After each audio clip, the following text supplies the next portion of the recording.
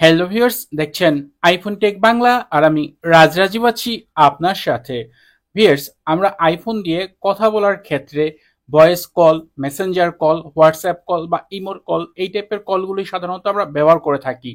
এই ক্ষেত্রে অনেক সময় দেখা যায় আমরা যখন কথা বলি তখন কথা বলার যে সাউন্ড সেটা অনেক সময় দেখা যায় নয়েজ থাকে। নয়েজ থাকার কারণে আমরা অনেক সময় অনেক কিছু বুঝতে পারি না, বা আপনি যেখানে রয়েছেন সেখানে প্রচন্ড সাউন্ড হচ্ছে কথা বলার সময়, অপর প্রান্তে আপনি কি বলছেন সেটাও শুনতে পাচ্ছে না। তো এরকম একটি সেটিং রয়েছে যা আপনি যদি করে নেন, সেই ক্ষেত্রে আপনি যখন কথা বলবেন আপনি নয়েজ একেবারে রিমুভ করে কথা বলতে পারবেন। এজন্য আপনি যখন কাউকে ফোন দিবেন, ফোন দেওয়ার পর ওই অবস্থায় আপনার ফোনের যে কন্ট্রোল সেন্টার রয়েছে সেটা আপনি ওপেন করবেন। ওপেন করার পর উপর দিকে ডান পাশে দেখেন এখানে একটা অপশন রয়েছে মাইক মোড। এই মাইক মোডটি আপনি আইএস 16.4 থেকে পাবেন, বাট iOS 17 থেকে এটা প্রপারলি কাজ করা শুরু করেছে। এবং এখানে আপনি তিনটা অপশন পাবেন, একটা হচ্ছে স্ট্যান্ডার্ড, একটা হচ্ছে ভয়েস আইসোলেশন, একটা হচ্ছে ওয়াইড স্পেকট্রাম।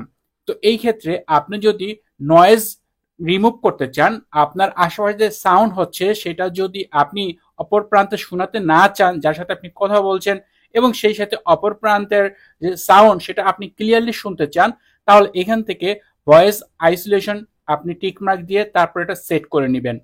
এই ক্ষেত্রে আপনি ভয়েস কলে, সেটা শুধু মোবাইলের কল হোক, হোয়াটসঅ্যাপে কল হোক, তারপর হচ্ছে ইমো কল হোক, মেসেঞ্জার কল হোক, বা ফেস টাইম, অডিও ভিডিও, যেভাবেই কথা বলেন না কেন, আপনার কথার যে সাউন্ড সেটা একেবারেই প্রপারলি ক্রিস্টাল ক্লিয়ার থাকবে।